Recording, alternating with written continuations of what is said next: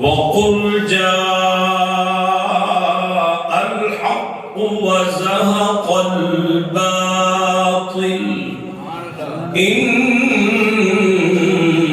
الباطل كان زهوقا إن الله وملائكته يصلون على النبي يا أيها الذين آمنوا صلوا عليه وسلموا تسليما صدق الله العظيم الصلاة والسلام عليك يا سيدي يا رسول الله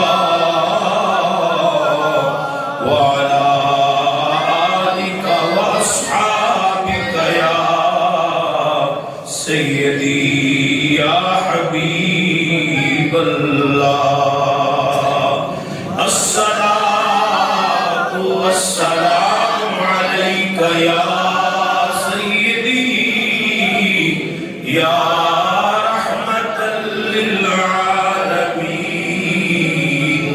وعلى آلك وأصحابك يا شفيع المذنبين الصلاة والسلام عليك يا سيدي يا سيد الثقلين وعلى آلك وأصحابك يا جد الحسنين يا أيها المشتاقون بنور جماله بلغ العلا بكماله كشف الدجى بجماله حسنت جميع خصاله صلوا عليه وآله وصحبه وبارك وسلم وصل عليهم كثيرا كثيرا حمد و صلاة کے بعد معزز و محترم حاضرین، اللہ رب العالمین جل مجدہ الکریم کی توفیق سے سلسلہ وار گفتگو سیرت النبی کے عنوان پر جاری و ساری ہے۔ سن 8 ہجری کے اہم واقعات آپ حضرات سماعت فرما رہے ہیں، اور سن 8 ہجری کے اہم واقعات میں ایک اہم واقعہ فتح مکہ ہے، جسے غزوۃ الفتح بھی کہا جاتا ہے۔ یہ وہ عظیم فتح ہے کہ جس کی مبارک باتیاں اللہ نے آسمان سے نازل فرمائی تھیں۔ گزشتہ جمعۃ المبارک کو آپ نے دیکھا کہ کس طرح سرداروں کے سردار رئیس مکہ جناب ابو سفیان رسول اللہ صلی اللہ علیہ وآلہ وسلم کی غلامی میں آئے، اور انہوں نے میرے کریم نبی علیہ السلام کا کلمہ پڑھا اور صحابی رسول بن گئے۔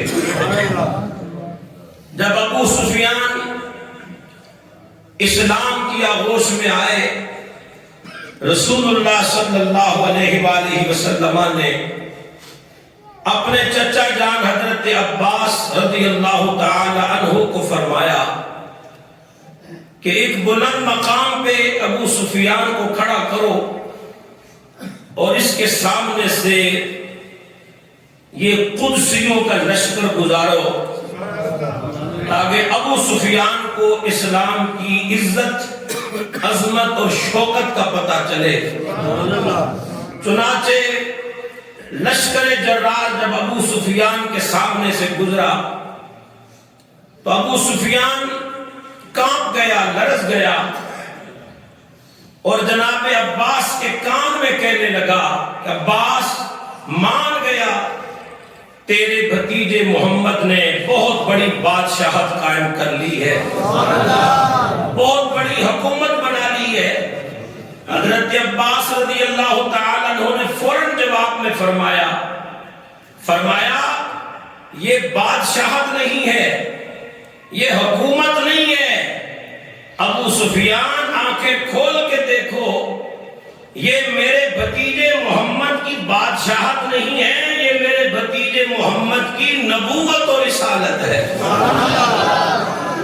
جو تو نے احترام دیکھا کہ شمع رسالت کے پروانے مصطفیٰ کریم علیہ السلام کے وضو کا پانی زمین پر نہیں گرنے دیتے۔ ابو سفیان، کیا بادشاہوں کا ایسے احترام ہوتا ہے؟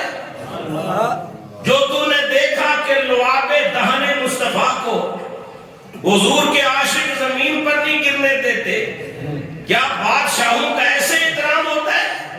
فرمایا ایسے احترام بادشاہوں کا نہیں ہوتا، نبیوں کے نبی کا ہوتا ہے۔ یہ جو تو دیکھ رہا ہے یہ میرے محمد کی بادشاہت نہیں ہے، یہ میرے نبی کی نبوت و رسالت ہے۔ ما کان محمد ابا احد من رجالکم ولکن رسول اللہ وخاتم النبیین۔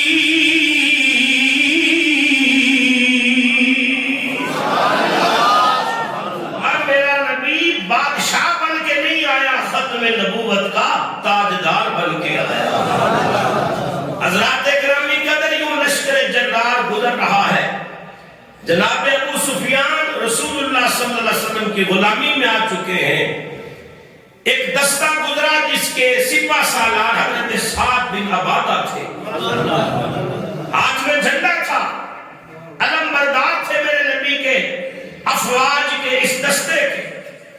جس وقت نظر پڑی نا ابو سفیان پر، تو چونکہ انہیں معلوم نہیں تھا کہ یہ کلمہ پڑھ چکے ہیں، رسول اللہ کی غلامی میں آ چکے ہیں، ابھی تک وہ یہی جانتے تھے یہ وہی ابو سفیان ہے جس نے پیغمبر اسلام کی بہت بڑی دشمنی سر مول لی ہے، اور اس نے ہر محاذ میں مسلمانوں کو ستایا ہے، تڑپایا ہے، ہر محاذ میں نقصان پہنچایا ہے۔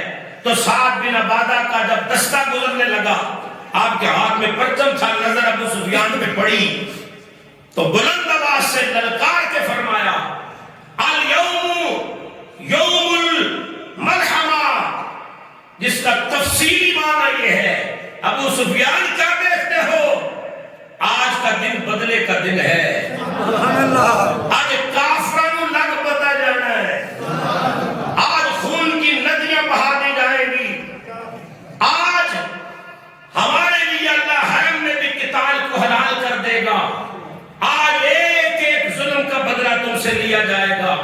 آپ ذرا جلالی طبیعت کے تھے حضرت سعد بن عبادہ، اليوم یوم الملحمہ، آج بدلے کا دن ہے۔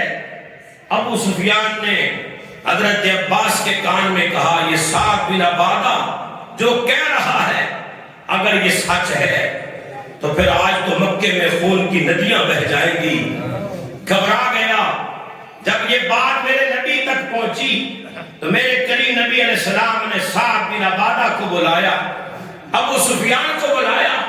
سعد بن عبادہ کے ہاتھ سے میرے نبی نے پرچم لے کے ان کے بیٹے کے ہاتھ میں تھما دیا، اور پھر فرمایا، سعد بن عبادہ آج کا دن بدلے کا دن نہیں ہے، الیوم یوم الملحمہ نہیں۔ فرمایا حضور پھر کیا ہے؟ فرمایا یوں کہو، الیوم یوم الملحمہ، آج رحمت کے دریا بہانے کا دن آ گیا، آج بدلے کا دن نہیں ہے، آج بدلہ نہیں لیا جائے گا، آج معاف کیا جائے گا، آج حدود حرم میں خون نہیں بہایا جائے گا،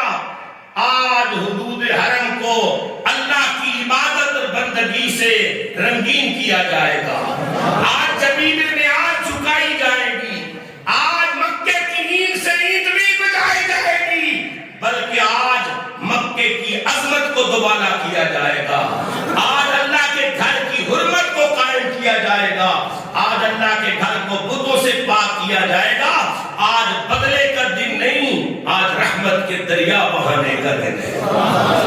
میرے کریم نبی علیہ السلام نے حضرت سعد بن عبادہ کے ہاتھ سے جھنڈا لیا، یہ ان کی سزا تھی، کوئی جلالی طبیعت کے تھے نا، جھنڈا لے کر آپ نے وہی جھنڈا ان کے بیٹے کے ہاتھ میں تھما دیا، حضرت قیس کے ہاتھ میں تھما دیا، تاکہ سعد بن عبادہ کو سزا بھی مل جائے اور جھنڈا اس کے بیٹے کو دے دیا تاکہ کہیں اس کا دل ٹوٹ نہ جائے۔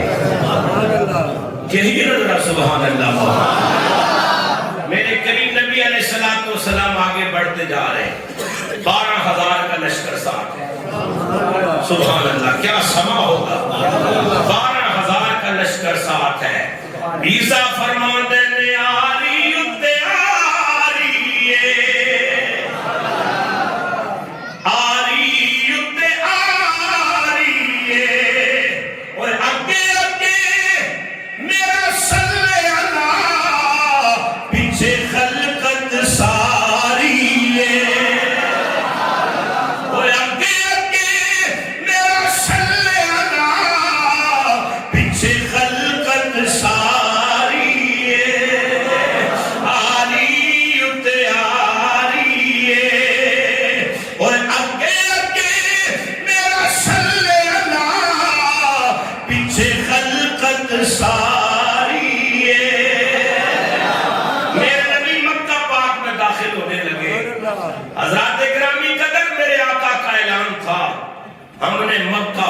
کرنا ہے، پر میرے غلاموں یاد رکھنا، مکہ فتح کرنا ہے بغیر خون بہائے فتح کرنا ہے، خون کی بوند بھی زمین پر نہیں گرنی چاہیے، ہم جنگ لڑنے نہیں آئے، ہم مکہ فتح کرنے آئے، مکہ فتح ہوگا اور بغیر تلوار چلائے ہوگا۔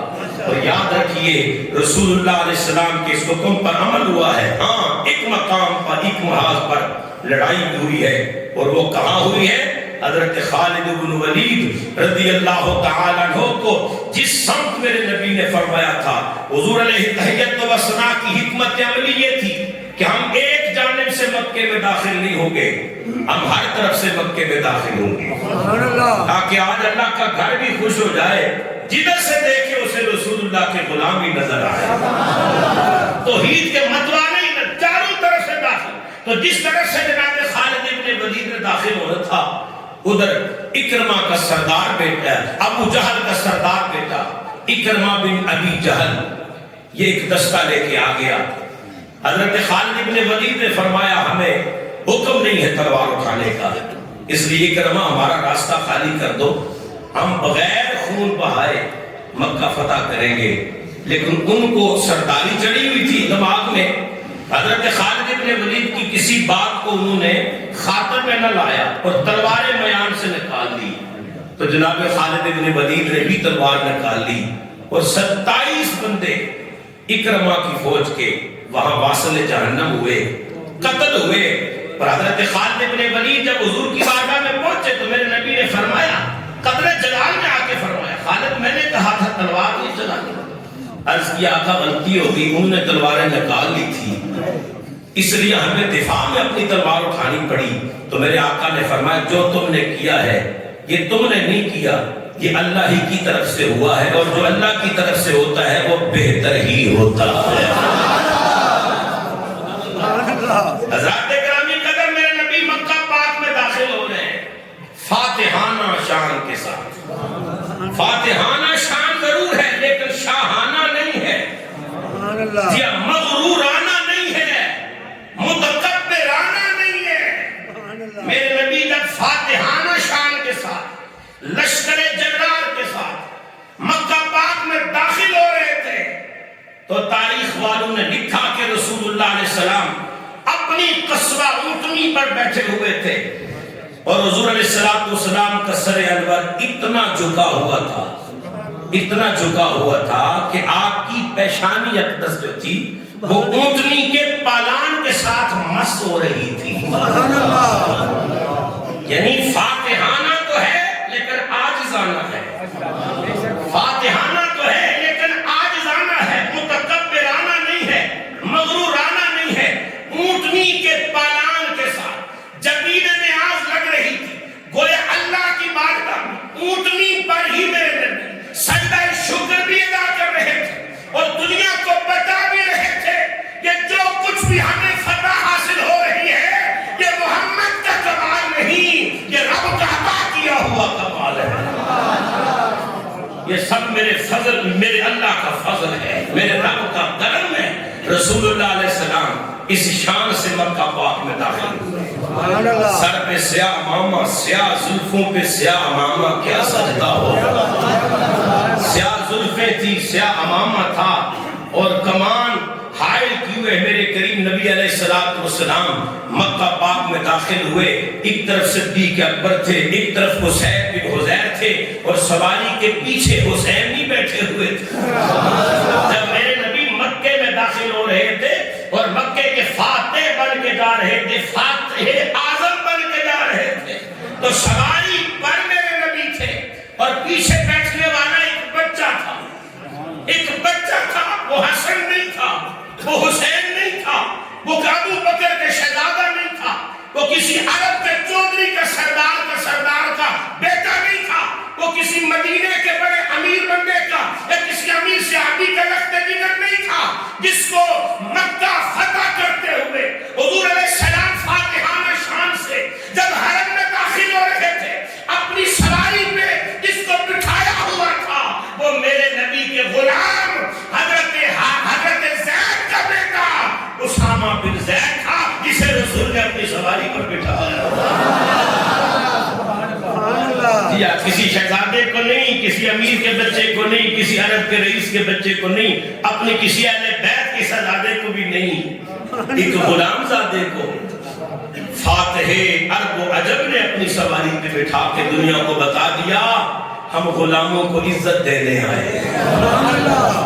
ہم غلاموں کو میرے کریم نبی علیہ السلام اس شان سے مکہ پاک میں داخل ہوئے.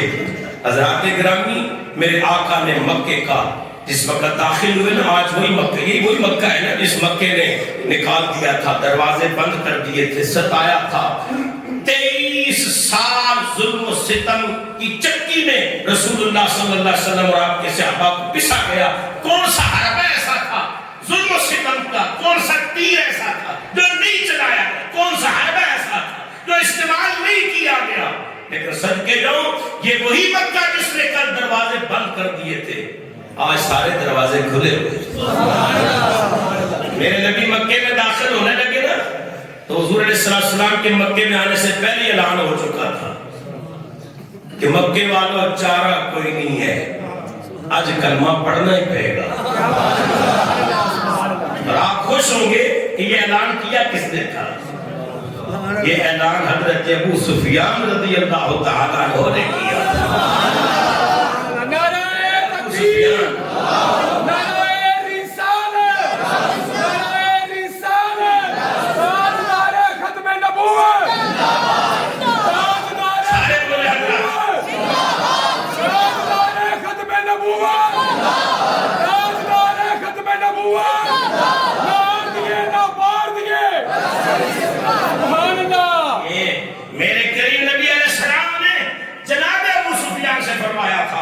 کہ تو نے اب کلمہ پڑھ لیا ہے، میری غلامی میں تو آ گیا ہے، اے ابو سفیان اب میں بعد میں جاؤں گا مکے، تو پہلے جائے گا.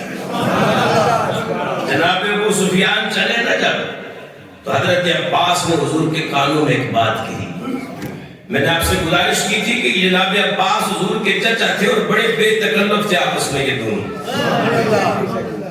عرض کرنے لگے یا رسول اللہ یہ جڑا ابو سفیان ہے نا یہ عزت پسند تے جاہ پسند تے شہرت پسند بندہ ہے، تو حضور کلمہ تو اس نے پڑھ لیا ہے، کوئی ایسی اس کی عزت افزائی فرما دے ذرا خوش ہو جائے.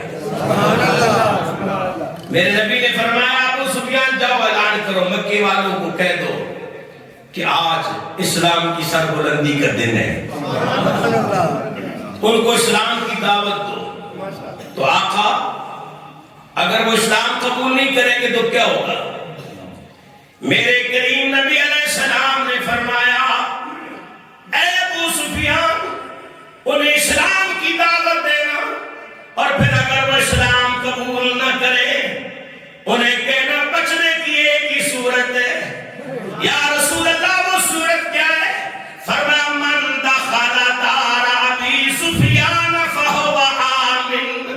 انہیں کہنا اسلام قبول کر لیں، اگر وہ اسلام قبول نہیں کریں گے مارے جائیں گے۔ اور ابو سفیان اگر اسلام قبول کرنے کے بعد بچنا چاہتے ہیں پھر اعلان کر دینا جو ابو سفیان کے گھر میں آ جائے گا اسے بھی امن مل جائے گا۔ میرے نبی نے ابو سفیان کے گھر کو دارالامان قرار دیا، ابھی کلمہ پڑھا اور ابھی میرے آقا نے نشان عطا فرما دی۔ فرمایا تو تے بچ کے نہ کلمہ پڑھ لے، ان جڑا تیری امان وچ آ گیا وہ بھی بچ گیا۔ حضرت ابو سفیان نے عرض کی یا رسول اللہ صلی اللہ علیہ وسلم میرا گھر تو بڑا چھوٹا سا گھر ہے، کتنے سے لوگ آئیں گے؟ میرے نبی نے فرمایا پھر اعلان کر دے جو حکیم بن حزام کے گھر میں داخل ہو جائے گا اسے بھی امن ہے۔ اب کر دے یا رسول اللہ حکیم کا گھر بھی بڑا چھوٹا سا ہے۔ میرے نبی نے فرمایا ابو سفیان پھر اعلان کر دے جو حرم میں داخل ہو جائے گا اسے بھی امان ہے۔ انبیاء کا مخلوق بنی ہے، حرم چھوٹا ہے، حضور حرم میں بھی پورے نہیں آنے۔ میرے نبی نے فرمایا پھر اعلان عام کر دے جو اسلحہ پھینک دے گا اسے بھی امان ہے، جو ہمیں دیکھ کے دروازہ بند کر لے گا اسے بھی امان ہے۔ کیا مطلب ہے اس کا؟ یعنی آج امان ہی امان ہے۔ جو ابو سفیان کے گھر میں آ گیا اسے بھی امان، جو حکیم بن حزام کے گھر میں آ گیا اسے بھی امان، جو صحن حرم میں مسجد حرام میں آ گیا اسے بھی امان۔ پھر میرے نبی نے فرمایا جو ہمیں دیکھ کے دروازہ بند کر لے گا اسے بھی امان، جو اسلحہ پھینک دے گا اسے بھی امان، بچوں کو بھی امان، بوڑھوں کو بھی امان، عورتوں کو بھی امان۔ اللہ، یہ اعلان کس نے کیا؟ جناب ابو سفیان اعلان کر رہے ہیں۔ میرے کریم نبی علیہ السلام فاتحانہ شان سے مکے میں داخل ہوئے۔ اچھا کچھ لوگوں نے ابو سفیان کے گھر میں پناہ لی، کچھ لوگوں نے حکیم کے گھر میں پناہ لی۔ یہ وہ ہیں جنہوں نے ابو سفیان کے ساتھ کلمہ پڑھا، اور کچھ وہ لوگ ہیں جنہوں نے مسجد حرام میں پناہ لی، اور کچھ لوگ تھے وہ گھروں کی چھتوں پہ چڑھ گئے، بلند پہاڑیوں پہ چڑھ کے میرے نبی کی شان دیکھ رہے، میرے نبی کی شان دیکھ رہے، اور مکے کے پہاڑ بھی دیکھ رہے، کعبہ بھی دیکھ رہے، مکے کی فضائیں یہ منظر دیکھ رہی ہے۔ اور میں دل کرتا ہے کہ میں ایک شعر پڑھا تھا کہ تھوڑا موسیٰ سارے دیکھ رہے تھے، سارے کہہ رہے تھے طٰہٰ دی شان والے ارشاد جان والے طٰہٰ دی شان والے ارشاد جان والے اپنے نبی دی گل سارے پڑھو طٰہٰ دی شان والے ارشاد جان والے طٰہٰ دی شان والے یا اللہ جیڑا پڑھے انہوں مرن لگے کلمہ نصیب ہوئے طٰہٰ دی شان والے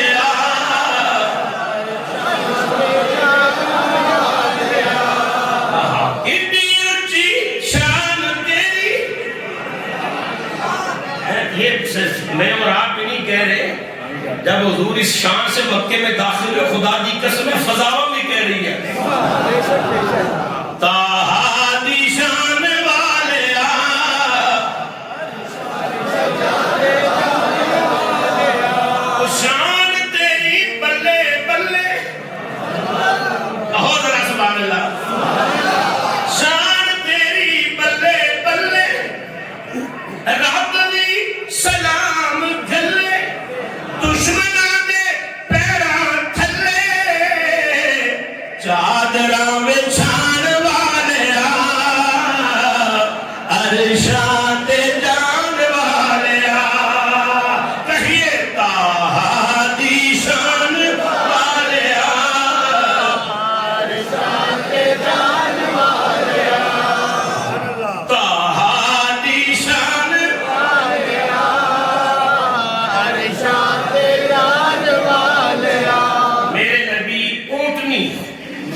صدقے دے بختہ لیے اونٹنی. انسان تو انسان ہے، جانوروں کا بخت بھی دیکھو یار. کسرا اونٹنی پہ میرے نبی جب مکہ پاک میں حدود حرم میں داخل ہوئے اور میرے آقا نے پہلا طواف کیا، حضور پیدل نہیں تھے، کسرا اونٹنی پر بیٹھ کر میرے نبی نے کعبے کا طواف کیا. اس اونٹنی کی شان دے دیکھو. میرے آقا نے کسرا اونٹنی پہ بیٹھ کر طواف کعبہ کیا، اپنے عصا مبارک سے استلام فرمایا حجر اسود کا. اور پھر میرے آقا کریم علیہ السلام کی خواہش ہوئی کہ میں حرم میں تو آ گیا ہوں، اب میں کعبۃ اللہ کے اندر جا کے اللہ کے شکر کے تو نفل ادا کروں. میرے آقا کعبے کے دروازے پر آئے تو دروازے پر تالا تھا. میرے نبی دروازے کعبہ میں کھڑے ہوئے. سارا عرب، یوں کہہ لیجئے کہ سارے عرب کی نظریں میرے نبی پر جمی ہوئی ہیں. حضور نے فرمایا آئین عثمان. یہ عثمان بن طلحہ جو تھے نا، یہ وہ تھے جن کے ہاتھ میں چابی تھی. اور آپ کو وہ منظر یاد ہو کہ نہ ہو، ابھی میرے نبی ہجرت کر کے مدینے نہیں آئے تھے، مکے میں ہی رہتے تھے. عثمان بن طلحہ کے پاس چابی ہوتی تھی اور ابی انہی کے پاس تھی. تو کیا ہوتا تھا کہ پیر اور جمعرات کے دن یہ کعبے کا دروازہ کھول دیتے تھے. ہر کس و ناکس ہر کوئی آتا کعبے کے اندر آ کر اپنے انداز میں عبادت کرتا. تو میرے آقا بھی آج کعبے میں تشریف لائے. نیا آپ نے اعلان نبوت فرمایا تھا، توحید اور رسالت کے ڈنکے بج رہے تھے، ساتھ میں دشمنی بھی بڑی عام تھی. تو آپ کے جو چوٹی کے دشمن تھے نا، ان میں ایک نام عثمان بن طلحہ کا بھی تھا، جو کعبے کی چابی جس کے ہاتھ میں تھی، چابی بردار تھا یہ کعبے کا. ایسے لوگ آ رہے تھے، دروازہ کھلا ہوا تھا. تو میرے نبی بھی تشریف لے آئے کہ میں بھی کعبے کے اندر جاؤں. میرے جد اعلیٰ ابراہیم خلیل اللہ نے یہ گھر بنایا، میرا حق زیادہ ہے. عثمان نے جب دیکھا کہ محمد آ رہے ہیں تو دروازہ بند کر کے تالا لگا دیا. کہنے لگا جی سب کو اجازت ہے پر محمد تجھے اجازت نہیں ہے. جو منہ میں آیا اس نے کہا. میرے کریم نبی علیہ السلام سنتے رہے. حضور تو سراپا رحمت ہے نا. میرے آقا نے ایک جملہ فرمایا ہے پر ابھی مکہ فتح ہونا تو دور کی بات ہے، ابھی ہجرت بھی نہیں ہوئی، ابھی حضور مدینے نہیں گئے، مکے میں ہی رہتے ہیں. اوائل اسلام میں یہ واقعہ پہ حضور نے فرمایا عثمان تو نے چابی نہیں دی نا، میرے لیے تو نے تالا نہیں کھولا. یاد رکھنا، یہ بات لکھ لے محمد کی، ایک وقت آئے گا تیرے ہاتھ سے یہ چابی میں محمد لوں گا، میں اس کا مالک بنوں گا اور پھر یہ چابی میں جس کو عطا کروں جس کو چاہوں گا عطا کروں گا. تو نے آج مجھے چابی نہیں دی نا، ایک وقت آئے گا. عثمان بن طلحہ جلال میں آگا، اس نے کہا جی آ ہی نہیں سکتا، کیا قریش مر جائے گے سارے؟ قریش کی عزت مٹی میں مل جائے گی جب آپ ایسا کریں گے؟ میرے نبی نے فرمایا قریش کی عزت مٹی میں نہیں ملے گی، اسی دن تو لوگوں کو پتا چلے گا کہ قریش کتنی عزت والے ہیں. انا قریشی کیونکہ میں قریشی ہوں. عثمان بن طلحہ نے چابی نہیں دی تھی، گستاخی اور بے ادبی کی تھی. نبی کریم علیہ السلام کو آنکھیں نکالی تھی، حضور سے چہرہ پھیرا تھا. آج اب مکہ فتح ہو رہا ہے، دروازے پر تالا ہے. میرے نبی کعبے کے در پہ کھڑے ہو کے فرماتے آئین عثمان. عثمان بن طلحہ کہاں ہو؟ کانپتے کانپتے چابی حضور کی بارگاہ میں حاضر ہوئے نا، تو میرے نبی نے فرمایا عثمان لاؤ چابی، لاؤ چابی. کہتے یا رسول اللہ ابھی لاتا ہوں. گھر گئے، اپنی ماں کو کہنے لگے جلدی کر اماں چابی نکال، چابی دے محمد آ گیا ہے. ماں کہنے لگی بیٹے لات و عزا کی قسم میں چابی نہیں دوں گی. آپ جلال میں آ گیا. عثمان بن طلحہ کہنے لگے اماں کس لات کی بات کرتی ہے، اماں کس حبل کی بات کرتی ہے، کس لات و عزا کی بات کرتی ہے؟ تو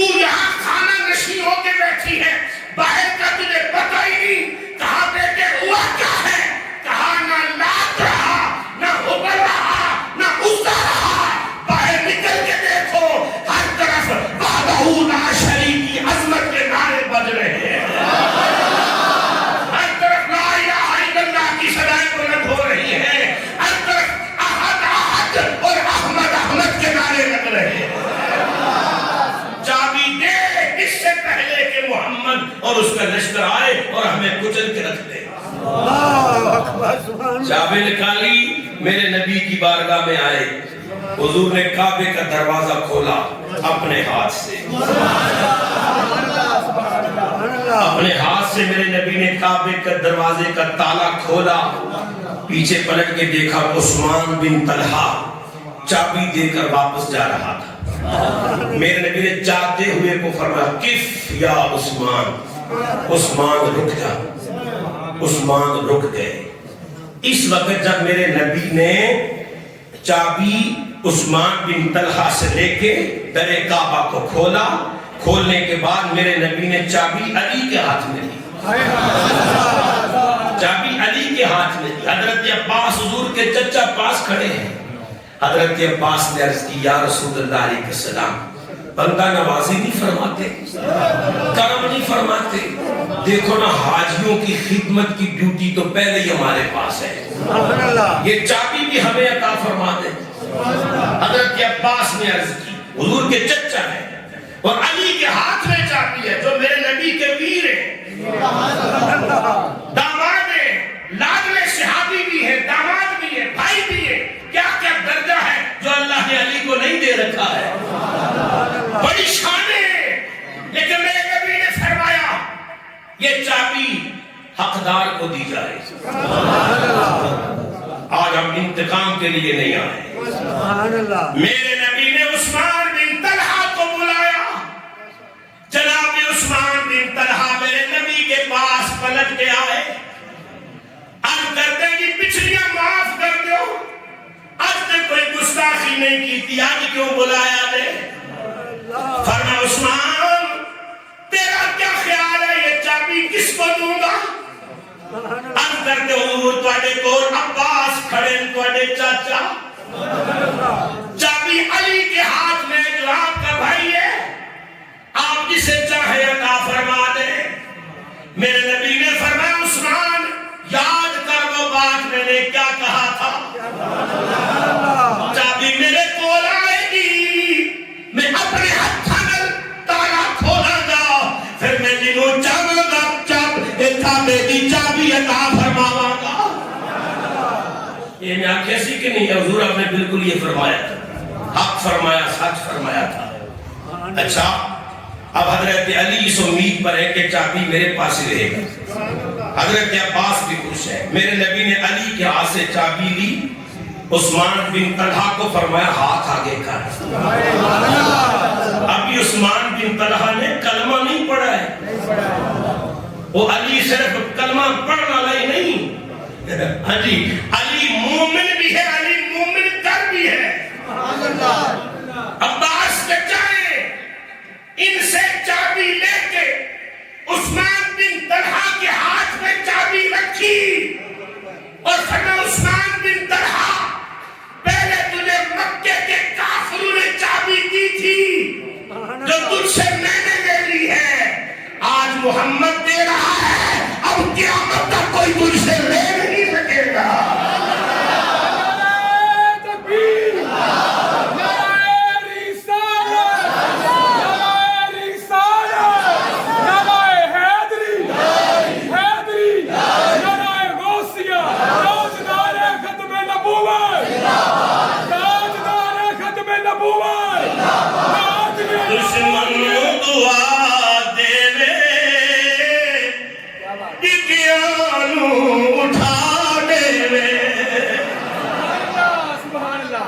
دیکھو یارو ابھی کلمہ نہیں پڑھا، شہادی نہیں بنے، حضور چابی پھیروانے والے کلمہ، اس میں راز کیا تھا؟ آج بھی بالکل میں بھی عرض کرتا ایسا کردار ہے۔ عثمان بن طلحہ کو فرمایا چابی تیرے حوالے، کافران دیتی سی میں لے لی، آج میں دے رہا، قیامت تک کوئی تجھ سے چابی نہیں چھینے گا، ہاں اگر کوئی لے گا تو وہ ظالم اور کافر ہوگا۔ ایسا قبلہ چابی لوگاں نہیں لئی، بڑے بڑے جابر بھی آئے، بڑے بڑے ظالم بھی آئے، اور جابر تھے، ظالم تھے، پرلے درجے کے فاسی کو فاجر بھی تھے، چابی نہیں لئی انہوں، کچھ بھی تھے، ان کو مصطفیٰ کی زبان پہ بڑا اعتبار تھا کہ حضور فرما گئے تیرے کو چابی ہوئی لے کر ظالم تے کافر ہوئے گا. سبحان اللہ. اصل چابی لئی تے ساڑے تے فوراً کفر صادق آ جانا. اللہ اکبر. آج تک حضرت عثمان بن طلحہ آپ کی اولاد نہیں تھی اور حضور جانتے تھے. پھر یہ کیوں فرمایا کہ چابی تیری نسلوں میں رہے گی؟ وصال کے وقت ان کے بھائی تھے، ان کا نام تھا شیبہ. سبحان اللہ. انہوں نے چابی شیبہ کے حوالے کی اور آج تک شیبیین کے پاس ہے کعبے کی چابی. اور آج تک نہیں ہے. بولو قیامت تک رہے گی. جسے نبی عطا فرمائے، نبی کی عطا تو کوئی چھین سکتا. عثمان بن طلحہ نے میرے نبی کی سخاوت دیکھی، میرے نبی کی فیاضی دیکھی، میرے نبی کی وفا دیکھی. میرے کریم نبی علیہ السلام کے ہاتھ مبارک پہ بوسہ دے کے سر جھکا کے کہتے ہیں اشہد انکا رسول اللہ. سوڑیا میں گواہی دینا تسی اللہ دے سچے رسول اللہ. صحابی رسول بن گئے. میرے آقا کعبہ شریف کے اندر تشریف لے گئے. بیت اللہ کے اندر حضور داخل ہوئے، خانہ خدا کے اندر داخل ہوئے. میرے آقا نے وہاں جا کر عبادت اور بندگی کی، شکرانے کے نوافل ادا کیے.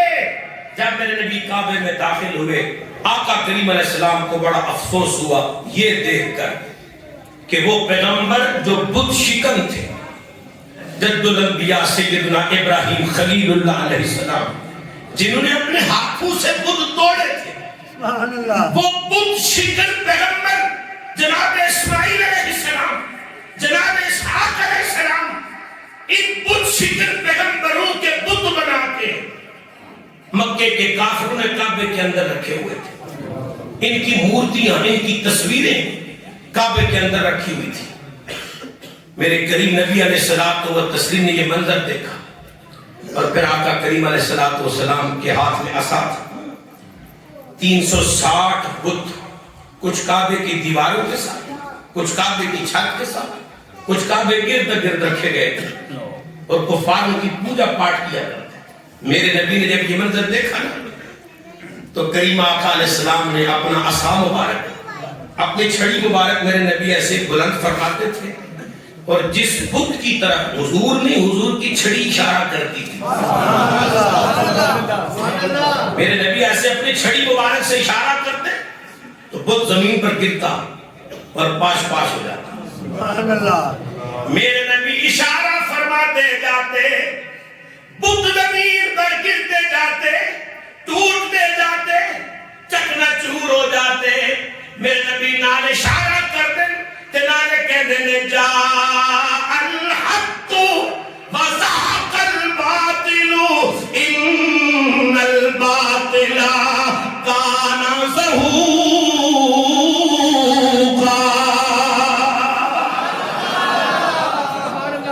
میرے نبی اشارہ کرتے جاتے، بت گرتے جاتے، بت گرتے جاتے.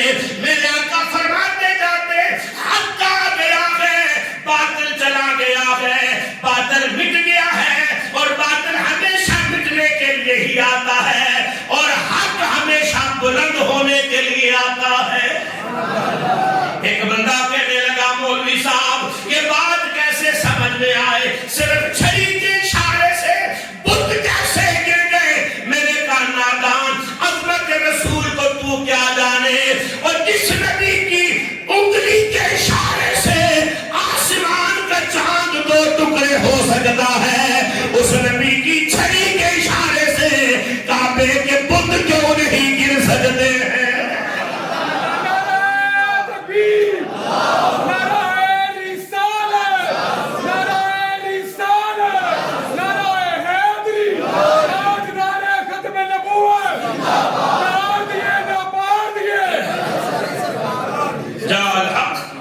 وَزَهَقَ الْبَاطِلُ. یہ نغمہ گونج رہا ہے، بت گر رہے ہیں، ٹوٹ رہے ہیں. اللہ اکبر کبیرہ. میرے نبی نے کعبے کو پاک کر دیا. اور یہاں کعبے کی شان میں ایک حدیث سنانا چاہتا ہوں آپ کو. اللہ کرے ہم جلد ہی وہ کعبہ اپنی آنکھوں سے دیکھیں. میرے نبی نے فرمایا جس نے کعبے پر ایمان کی حالت میں نظر ڈالی بس پہلی نظر کعبے پر پڑتی ہے، آقا فرماتے نظر بعد میں ہٹتی ہے، گناہ پہلے معاف ہو جاتے ہیں۔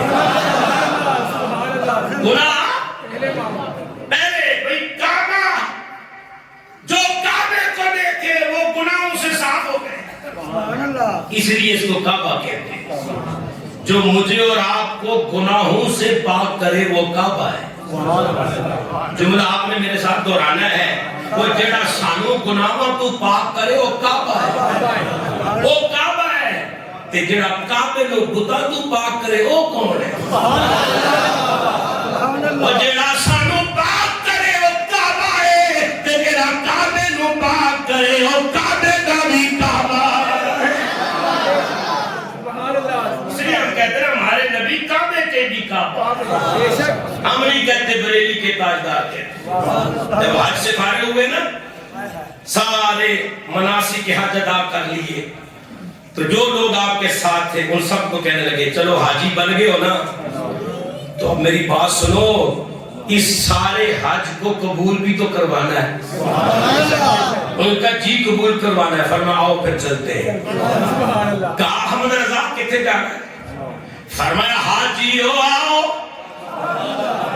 حاجیو آؤ، شہنشاہ کا روزہ دیکھو،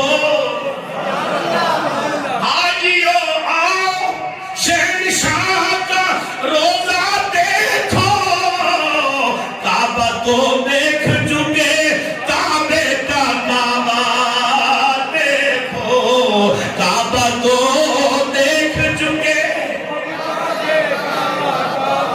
سارے پڑھو، کعبہ تو دیکھ چکے، اب کعبے کا کعبہ، اور آب زمزم پیا خوب بجھائی پیاسے، آب زمزم پیا خوب بجھائی پیاسے، آؤ اب ساقیے کوثر کا بھی دریا دیکھو، آؤ اب ساقیے کوثر کا بھی دریا، اور غور سے سن تو رضا کعبے سے آتی ہے صدا، اور میری آنکھوں سے میرے پیارے کا روزہ دیکھو، حاجیو آؤ، شہنشاہ کا روزہ دیکھو، کعبہ تو دیکھ چکے، اب کعبے کا کعبہ دیکھو۔ حضرات گرامی، مکہ پاک فتح ہو گیا، خانہ خدا بتوں سے پاک ہو گیا۔ سبحان اللہ، میرے کریم نبی علیہ السلام جب باہر تشریف لائے تو نماز ظہر کا وقت سبحان اللہ، ہونے والا تھا، فرمایا این بلال۔ آج میرے نبی نے کسی سردار کو آواز نہیں دی، سبحان اللہ، کسی یار کو یعنی صدیق اکبر کو نہیں آواز دی، سبحان اللہ، عمر کو نہیں آواز دی۔ میرے نبی نے فرمایا این بلال، بلال کدھر ہے؟ آقا غلام حاضر ہے۔ فرمایا بلال اذان پڑھ، محمد کا کلیجہ ٹھنڈا کر۔ یہ مطلب ہے جیتا کلیجہ اذان سن کے ٹھر جاوے نا، اس کے دل کا محمد کے دل سے کوئی تعلق ضرور ہے۔ اچھا بلال نے پوزیشن سیدھی کی اذان پڑھنے کے لیے فرمایا بلال تھے نہیں،